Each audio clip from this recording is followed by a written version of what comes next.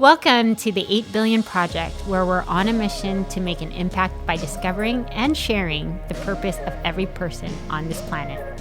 I'm your host, Liza, Florida. Enjoy today's episode. Hi, everyone. Welcome to the 8 Billion Podcast.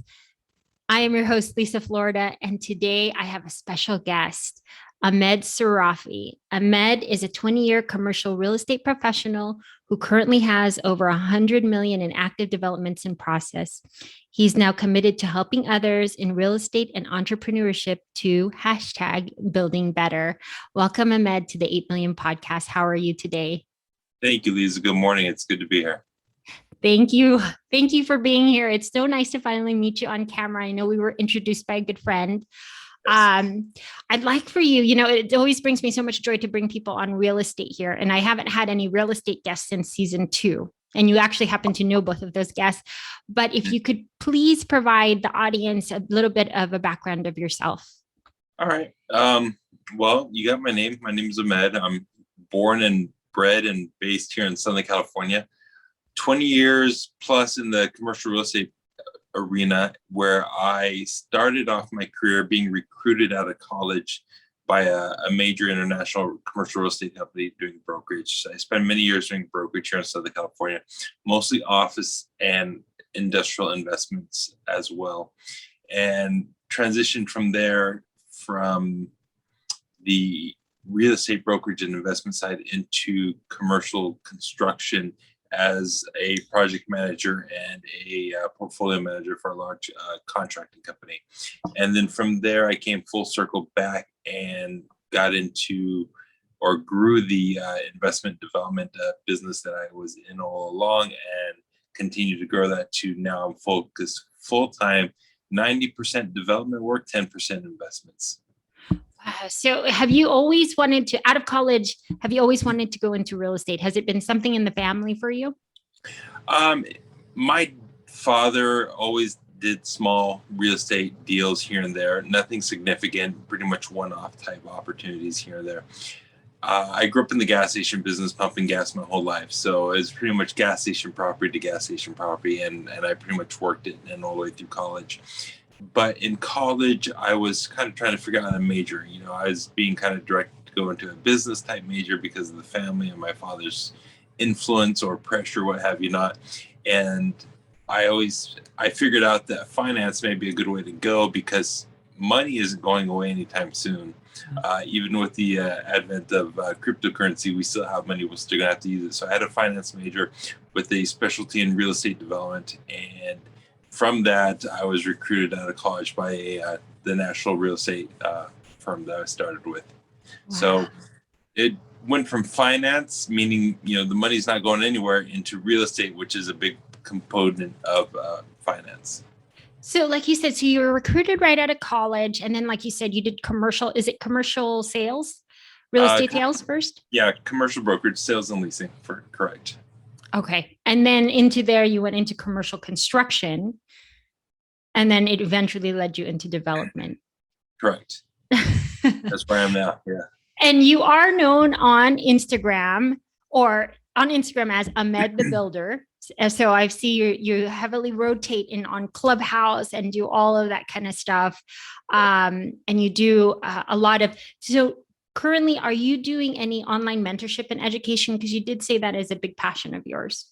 I've been getting a lot of requests to speak at events and to be a part of some online education type programs and platforms. And I've really found a joy in sharing my passion of, getting down and dirty, kicking rocks and playing in the dirt with other people, and just kind of showing them the process of the real estate development side of real estate. So I really enjoy sharing that. And now, if I'm able to share that and take it to the next level, I am definitely looking at possibly starting some sort of online coaching or mentorship program, showing people from A to Z how to get through a real estate development, because it's not as easy as, hey, I found a piece of property, hey, I built it, hey, I sold it. No, there's probably about a couple hundred more other things or a couple hundred more other steps you need to take to get through that process. And if I could help somebody be successful and complete a project and be profitable, it'd be a really nice experience for me to help somebody do that. Well, let me ask you. So then, do you encourage people that want to go through that process? Do they have to have a license? I don't believe them. No, no license needed for real estate development. It's just, common sense, I think is what it is. And the ability to follow instructions and go through the process and check off all the boxes in order. You can't jump around, you can't skip a box. You have to check off each and every box, because in real estate development, it doesn't just come down to buying a piece of property. The property itself has probably a couple dozen different boxes even before you buy it. The location, the access, the zoning, the community, the political climate, the surrounding competition, the surrounding environment. There's the soils, the noise, the environmental. There's a million different things to take into account before you even buy that first property. And that's something I want to help expose people to and take them through the process, saying, hey, just because it looks good doesn't mean it is good. Let's go through the motions. Let's go through the exercise to see, is that even viable to purchase? And then if it is, then we can go to the next section, which is, okay, if we buy it, can we do something with it? And what can we do with it? Yeah. No. Now, let me ask you, because, I come from real estate, but I come from a different division, real estate sales. Mm-hmm. And of course, lots of people have known that we have our expertise in short sales foreclosures and all that kind of stuff. So I'm pretty much out of this market right now, just because, it's not that I'm out of it. It's this, that the banks are not my clients. And interestingly enough, I was talking to Bill back in March when I did the podcast. I was like, okay, let's do a third quarter update. But since that time, what's been crazy is even the prices have skyrocketed. So even if there are people in a distressed property situation, they still have equity, which is great. And I think that's great, because it's able to, I don't want to see what happened back in 2008 happen again, even though there are a lot of predictions and a lot of experts saying different things. So let me ask you, California has become so expensive, even from a residential, commercial, on a development side. What would you say? Is it easier to purchase a piece of land and then to build? Because I've had people actually approach me, and say, oh, why don't I just buy a piece of land? I was like, do you know what it takes to not only just buy the piece of land, but to survey it and do exactly what you were talking about, which was check off all the boxes? Like, what would you say to someone that was probably interested in doing that? Or what are your thoughts on where the market is going right now? For most people, probably not a good idea, just because the amount of time and effort and the initial capital outlay you got to put into that is, if you want to say buy a piece of land and you want to design it and you want to get the entitlements and the permits and the plans and the contractors and the schedule and everything lined up, that's easily a 2 to 3 year process in California, just because the regulations here are so tough and things take so long to process, especially in this COVID, post-COVID, mid-COVID, whatever you want to call it. The cities and counties are not processing things as fast as they used to, because a lot of people are working from home. They're on reduced schedules. I have right now that are 18 to 24 months behind, not because of me, but because of the process of getting them through the city right now. So if you're looking to build a house, remember this: real estate development is patient money, meaning you got to put your money in and get going, and you got to be patient, because it doesn't have the same kind of turnaround as flipping a home or buying and selling or investing and pulling out equity or things like that. This is patient money, and you got to look to, especially in California, to have at least a minimum of 24 to 36 months before that project is even started construction or even built. Other states around the country, it's a lot different. You can go to Texas, you can go to Phoenix, you can go to Nashville and other, major market areas, and things move a lot faster there, just because of the regulatory climate. But here in California, it's a little bit longer. It's a lot more tougher. So with that being said, are you looking to build outside of California? I know a lot of your developments are here, but is it outside of California as the secret sauce, or where the gold mine is? The thing is, my pipeline here in California is easily 5 years of work right now, of developments. I got, somewhere upwards of 500 apartment complexes and units, and going through the planning permitting stages. I got about 5 or 6 small commercial developments that are going through the planning permitting stages. So getting through all this kind of stuff is going to take me at least 5 years or so. And who knows if another opportunity comes my way, because if there's an opportunity here in California that comes at me, I'll definitely go take a look at it just because the market here is so good. But I definitely have my eye on out of state for the 5+ years afterwards. I got to fill up that pipeline for the next 5 to 10 years after I finish all the projects here. So I'm definitely looking at a state. I'm looking at Arizona. I'm looking at Texas.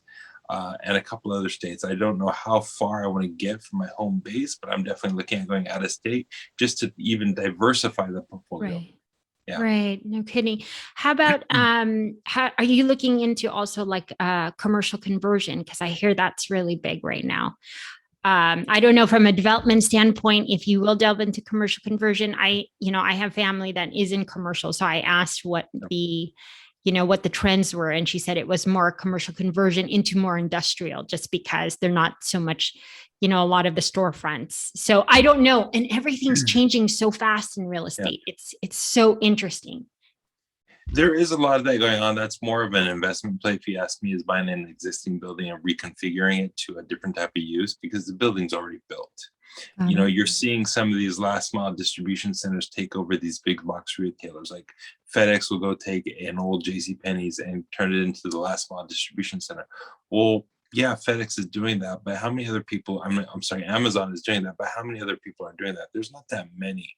So the conversions that you see are pretty much not necessarily conversions to industrial, but conversions to more uses where it's needed by the community. So I'm seeing a lot of office buildings converted into medical office, right? Because the office tenants can work more from home or be more virtual. But for the medical business, you need to go in and see your doctors. You need to go there. I'm seeing in Arizona, I saw an old Best Buy or an old big box, retailer shut down, and then a self-storage place went in and took the space over. They just built a bunch of self-storage units inside the already built building. So they are converting these buildings for other uses, not necessarily industrial distribution uses, but more uses where the building is more functional for a more needed use right now, and not necessarily retail or office, which was the old standard use. Right. So that's going to vary even from county to county and depending on where they are. Yeah.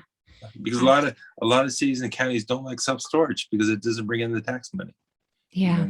It all depends on what's necessary and what's the political climate and what you can do there. A lot of cities will say, no, we don't want Amazon taking over the JCPenney. We want another mall type retailer to take over the space and provide jobs and provide tax money. But is there anyone going to do that? Who knows? We don't know right now because things are really changing. Yeah, no kidding. Gosh, it is really interesting. It is so many different facets of real estate. And like I told you, I went to Florida back in February to do private, like private equity funds, because let's just say, for instance, like myself, and that's the reason that I spoke to Dave Seymour, was because I said, even if you have 100,000 now, and everyone right now is so, priced out, if you have 100,000, I mean, at best, you could probably get like your 20% down, and then you still need closing costs and you still need all that kind of stuff. I think that a lot of people are getting so priced out of California. I mean, I know you're on the development side, but what about those people that are looking to get into California, like real estate, to own a home, but they just are priced out of this market? Do you have any advice for people like that? Or have you been asked that, Ahmed? I haven't been asked because my skill sets are more on the development side. Yeah, but I do understand where they're coming from. I live out here in Southern California. I'm looking to sell my home and move to a different area, and it's because I want to be closer to the beach. And I want to have a different, energy and lifestyle closer to, more of a beach community down in Newport or Laguna or somewhere down there. But I'm like, okay, if I sell my home now, I can get some good money for it. Yeah. A lot of equity is in it right now. But I'm like, okay, if I do that, where am I going to go? And where am I going to find something somewhat comparable down there to what I have right now? Because there, the houses are easily 2 to 3 times more expensive for the same thing than where I'm living at. And people are like, okay, well, why don't you sell your house and go live in an apartment or live in a condo, rent for a while until the prices come down, and then you can buy something. I'm like, well, that's great. Will the prices come down? Yeah, maybe a little bit. but they're not going to come down like you think they are. And two, I got a 75-pound German Shepherd. I'm not going to stick him in an apartment all day. He's not going to like it. Right now, he has a swimming pool. He has a backyard. He has a doggy door. He's pretty comfortable. And it would kill me to, stick a dog in an apartment all day until I'm waiting for the prices to come down, which may or may not ever really happen. And if they do, it's not going to be that much. It's so if you're looking to buy in California, I really feel bad for people because it is tough. But, it is market driven. It is market driven. If you want to live here, you want to do business here, you want to work here, unfortunately, it's a supply and demand equation. It may not be fair, but it is what it is at the end of the day. Yeah. And that's why you're in real estate development.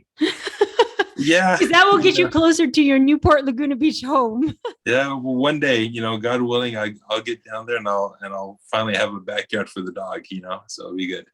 Yeah, no, it is absolutely crazy because I come from the residential side, and honestly, even from the beginning of the year to now, literally it's really honestly sad because a lot of clients have been priced out of the market. And when you're going there, you have to, it's different when you have your, what they're approved for, then you got to take it down a notch because they have to overbid. And then, they're releasing all of the contingencies. So it's going to be an interesting market, but you're absolutely right. It's almost like this is the demands. We don't know if it's going to get much cheaper, but then everyone is selling to take their equity and then they're holding on, which is driving the rental market up like crazy. And so it's just really interesting. Maybe we can find another coastal beach. Everyone is going to Florida too. That's what they say. The Gulf Coast. If I could pack up and leave and go somewhere else, Miami would be one of the top, destinations, just because, you're the same. Growing up here in Southern California, you kind of get used to this type of environment, this climate and things like that. Where can I go to recreate that? I'm not really an outdoorsy guy where I'm okay up in the mountains in Denver or somewhere else or in Phoenix in the desert climate. I need a similar climate to this. So where would I go? Where would you go? Yeah, no kidding. That's what I was telling everyone. I was just like, I don't know if I can leave Southern California. Florida is a beautiful state. And like I said, like everything, like the housing there and the affordability is a little bit better, but the prices are rising too. True. So yeah, you can't get anything better than California. If I could operate my business from somewhere else, I would definitely look into it. But unfortunately, the type of business I'm in, I need to be accessible. I need to be around to see what's going on. I can't operate virtually. I don't have an online store or an e-business or anything like that. I'm actually in the dirt, kicking rocks, walking job sites and making sure things get built correctly. So it's not so easy doing it from a distance. Got it. So you had mentioned before, I mentioned earlier in the podcast, you do have a great presence in Clubhouse. Now, do you have classes that you teach or groups actually that you host in there? In Clubhouse, I am a part of a lot of other groups, other real estate groups, and I come in to offer subject market or subject matter advice or help. But I do have my own class or my own room, which I host Tuesdays at 1 p.m. Pacific, 3 p.m. Central, 4 p.m. Eastern. It's called Real Estate Development, and I call it Real Estate Development 101. And I just kind of go through the basics of real estate development. One day we'll talk about zoning. One day we'll talk about plans and permits. One day we'll talk about access and neighborhood and government regulations in that area. We'll talk about some of the basic things that you need to learn and understand to deal with to go through a development. And it's not super high level stuff, but it's all the basics that you really need to understand before you really get into a development. So I do that every Tuesday at 1 p.m. Pacific on Clubhouse. Oh, nice. Okay. So it's a great resource for everyone to learn about development, regardless if they have a license or not. And it's not just specific to California, because I'm pretty sure you have people from around the nation on that group. Is that true? So yes, of course, from across the country and even outside the country, there's a lot of people who jump in. I have people in Australia and people in Europe that also jump in, because developing, whether you're developing here in California or you're developing outside of the state or outside of the country, the process is still pretty much the same. Identify a piece of land. Okay, is that land zoned? Does it have environmental issues? Is it does the traffic and access provide a development opportunity there? There's a lot of things to think about. So whether it's here in the United States or outside of the country, a lot of the process and the evaluation is the same. And then once you do get a piece of land, you got to take it through that political process, meaning your plans, your permits, your applications, your approvals, your third-party studies, and things like that. And then you go into the contractor, subcontractor portion of that as well. So it's kind of a very similar process, whether you do it here in the United States or you do it outside the country, the process is the same. Awesome. So you hear that, everyone. Well, we'll put all the links in the description box. Sure.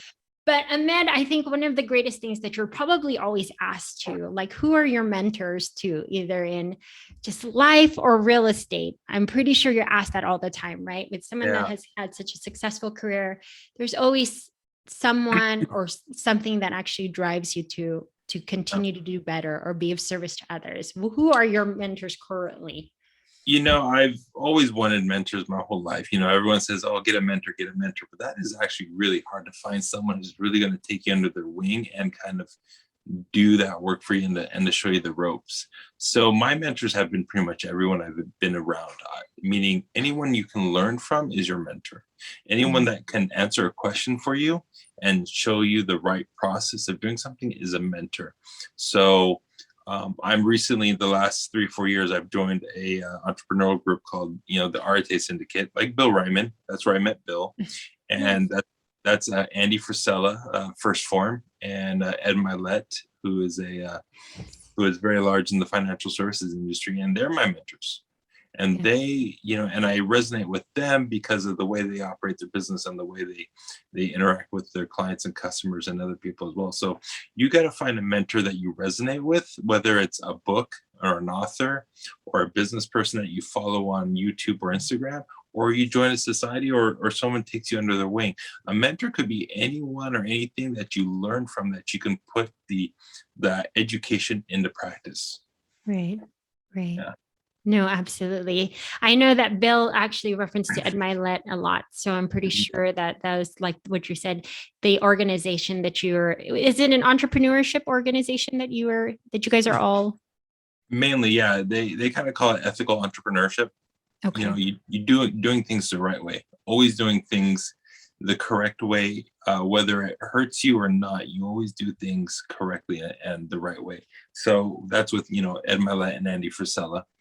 And I really resonate because it's all about, hey, whether you win or you lose, you're still winning. Put your head down, do the work, treat people good, work hard, go the extra mile, go the 1% more, and then continue and rinse and repeat and over, and then you'll make progress, and then you'll have your successes, and then you'll have your wins. So it's always about kind of that old school mentality of do the work, keep your head down, do it right, be good to other people, don't hurt other people, and you will see your wins come, and they'll start stacking and stacking and stacking along the way. Got it. Well, another thing that you did tell me, and I think when we talked offline, I think is it trademarked hashtag I build better? I build better. That's it. You build better. Could you tell us a little bit more about that? Because now we're getting into the passion portion of this. Oh yeah. So my expressions are changing now and stuff like that. Yeah, no, it's it's just something that came to me. I'm like, okay, being in this business for so long and being around brokerage and selling and leasing buildings, and then moving into the construction aspect of it and building high schools and colleges and universities and public buildings and stuff like that, large scale projects. I'm talking about buildings and projects that are anywhere from $5 million to $150 million projects. I mean, we're talking big stuff. And then going and doing my own projects along the way, I can't tell you how many times I've seen people cut corners. No matter how expensive or how high-end a project is, people still cut corners. And it drives me nuts. Like, why didn't you clean this up? Or why didn't you vacuum that out? Or why did you close up the wall and not remove stuff that doesn't need to be in there? You're just being lazy. You're not taking the time or the effort.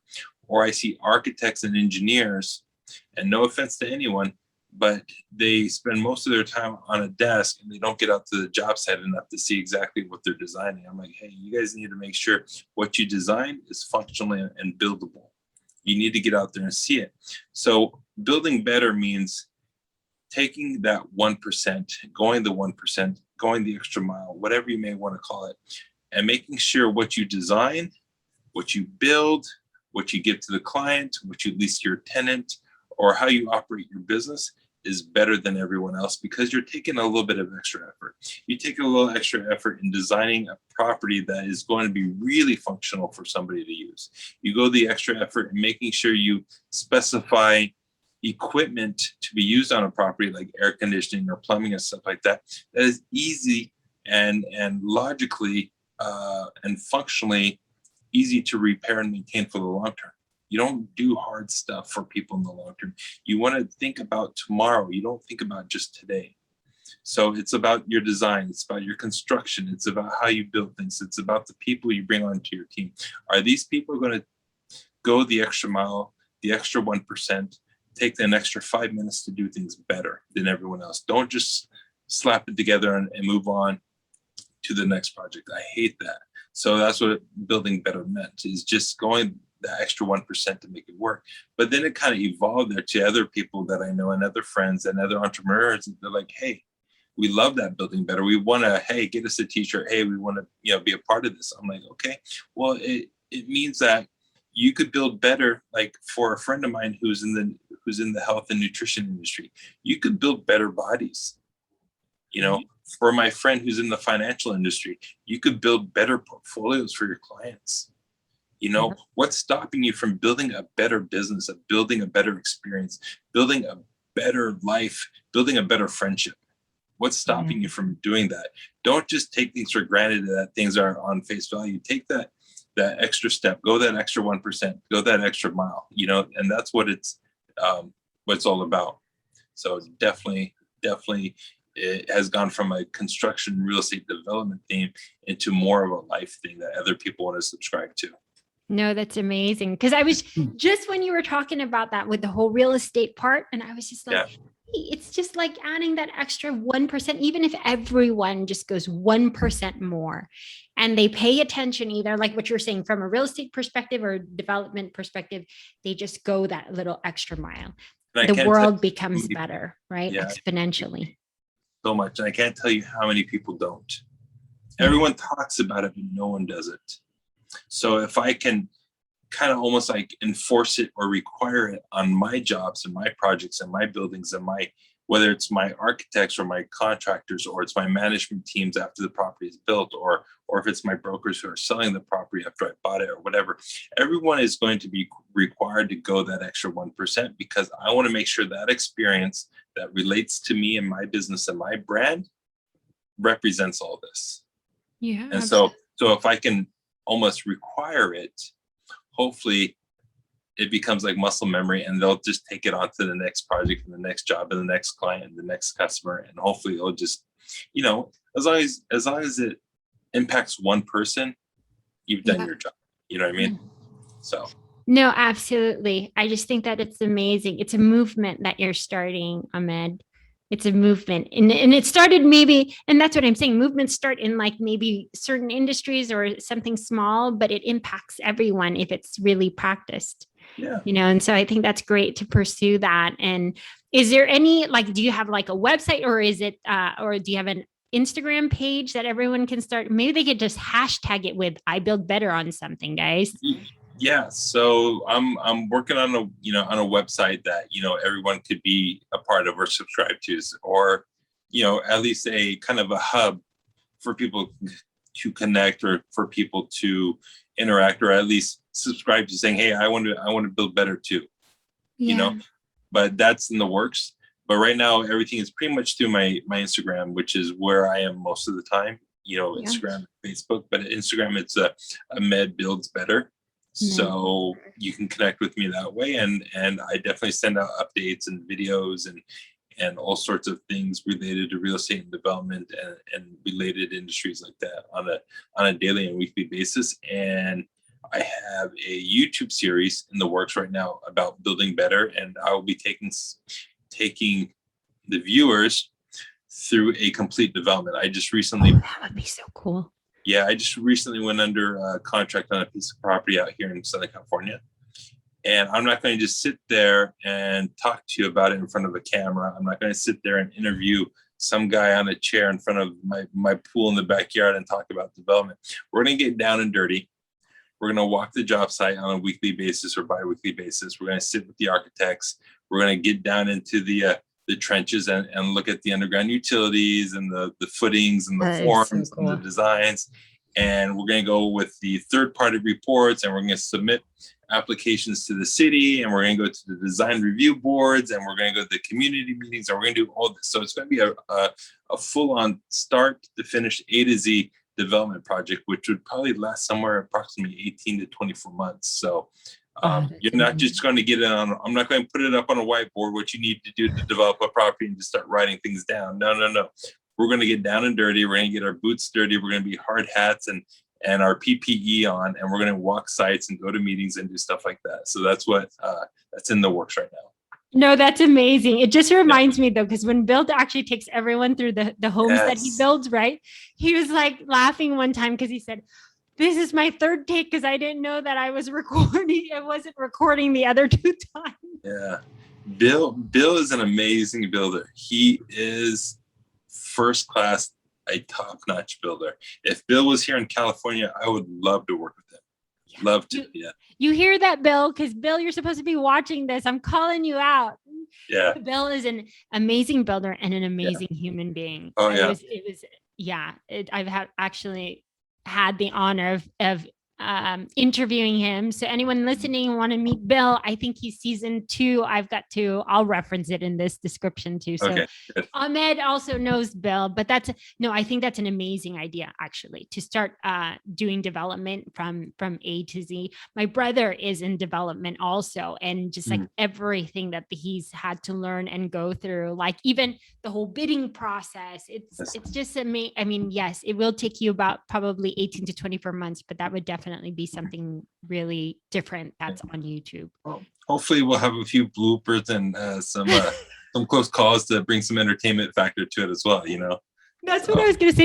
8 billion is so it's like inspiration and all this kind of stuff. But I think before season 4, so this will be season 4, you guys, or we will. This is season 4. But I think right before I release it, hopefully by the time people are watching this, I'll have released a blooper reel because the things that have happened is too funny. But yeah, we make mistakes too. You know what I mean? Yeah. We all make mistakes, so might as well share those as well. We're not perfect. No, exactly, and that's actually what people want to watch. So yeah, I've had quite a few of those in 1 year. So, Ahmed, is there anything else from a perspective of like passion and in terms of being able to give advice to the audience, just in general? I mean, you definitely have a decorated career in real estate development, and congratulations for that. Thank you for all your hard work. But is there anything that you could leave the audience with, any piece of advice, just in general in life? It comes back to building better. It really isn't harder to do a better job. It really isn't harder to evaluate something just a little bit more. It really isn't harder to do a little bit more homework to make sure you've checked off all the boxes and you are doing something the right way, or even better than normal. So that 1%, if you could create a habit out of it and create some sort of pride behind it, that, hey, I actually do 1% better than everyone else, it's going to set you so far ahead in your life, you won't even know where it takes you, because it's just that 1% is like a ripple. You drop a rock in a lake and it just continues to ripple and ripple. That 1% can go on forever. So you just put it down, write it down, create a mindset around it, and just do that 1%. There you go, audience. That extra 1% really does grow exponentially, right? And you got to put in the work. It's very true. You can have all these dreams and all that kind of stuff. If you don't take action, your dreams won't manifest. 100%. But Ahmed, thank you so much for taking the time to be here on the 8 Billion podcast, for being part of season 4. Again, if anyone would like to get a hold of you, what's the best way, or what are your links again? The best way is through my Instagram, which is Ahmed Builds Better. Or if you want a link tree to all my websites and my social media, it is Ahmed, AHMED ahmed10k.com. So ahmed10k.com will take you everywhere. Or the easiest way to connect with me is on Instagram, which is Ahmed Builds Better. Perfect. Thank you so much, Ahmed. And to the audience, I will have that in the description box if you guys want to learn about development or if you want to join the I Build Better movement. So again, Ahmed, thank you so much. You will always have a platform here on the 8 billion if you ever want to share anything. And thank you to the audience for tuning in to this week's episode of the 8 billion podcast. Awesome. Thank you. Thank you for listening to today's episode. If it's moved you in any way, please review and share your thoughts or text me your thoughts at 949-247-2800.